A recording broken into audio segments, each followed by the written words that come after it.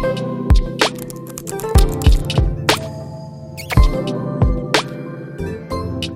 about the law of scarcity. Shh, quiet, it's scarce. Alright, so a couple of things about the law of scarcity here. So this is a philosophy and this is a mindset. There's a couple things about this. So number one, you have to wrap your head around the fact that there's not an unlimited amount of money to lend out. That's it. I know the Fed is printing trillions of dollars, but it's not like we have an unlimited number of loans to give. Number one, we're limited by time. Number two, we're limited by production lines and capacity. I can't do everybody's loan. You can't write 7 mortgages in a day every single day, although it would be awesome if you could, right? Maybe someday we'll get there. But for right now, what's the max people have done? 5? Maybe somebody wrote 10 on a crazy day. But that kind of production can't be sustained, not yet anyway.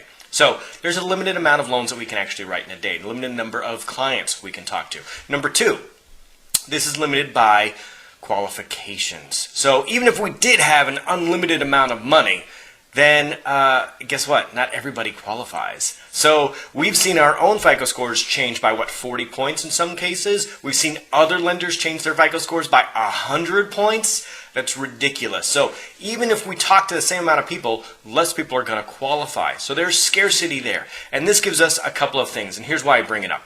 It's going to give us confidence that people want what we have. It's also going to give us some swagger. When you think about this, we have what they want and it's not unlimited, right? If everybody could get a 3.5% interest rate, they would right now, but they're asking for it. They don't even know if they qualify for it, and they're not going to find out if they qualify for it for 42 days, and then guess what? Half the people that even apply for it still, they may not get it, right? So it's a crazy business we are in.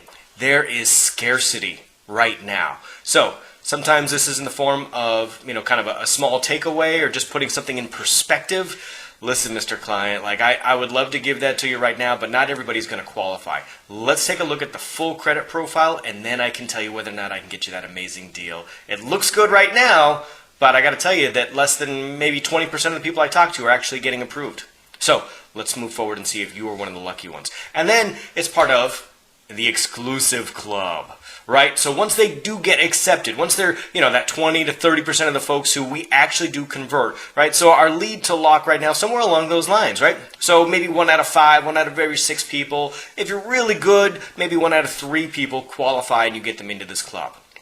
That's a really good club. Imagine standing in line for a club and then the guy just went down the line and every 3rd to 6th person he was like, you, and you were just left out in the cold. That's a lot of people left out in the cold. And so we should build it that way. This is an exclusive club. If you can take advantage of the market right now, that means you've taken care of your finances ahead of time. Exclusivity is important. Put your people on a little bit of a pedestal, because here's what happens. When they feel like they're part of an exclusive club, they're going to brag about it to their friends, and it's going to breed loyalty. If you get accepted to a club, then you're more likely to stick with it, right? Because number one, it wasn't easy to get into that club, and number two, you don't want to admit that it was a bad decision. So make sure we're telling people hey, not everybody gets this deal. I couldn't do this for 8 other people today. You are in this club. You should feel special. Do you have anybody else who's, as qualified as you are who we can try to get in? All right. Speaking of which, all the cool kids. So that referral network, that bandwagon, you can make that happen real time. I did a loan for somebody in the Stanford neurological division.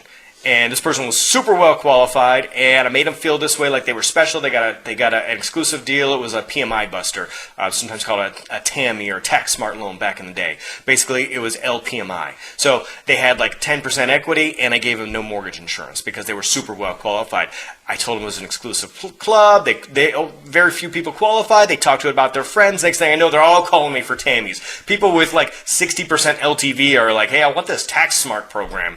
And that was just because somebody bragged about their mortgage. So you can make the bandwagon. All the cool kids are doing it. If you don't have somebody yet, tell a story like I just did.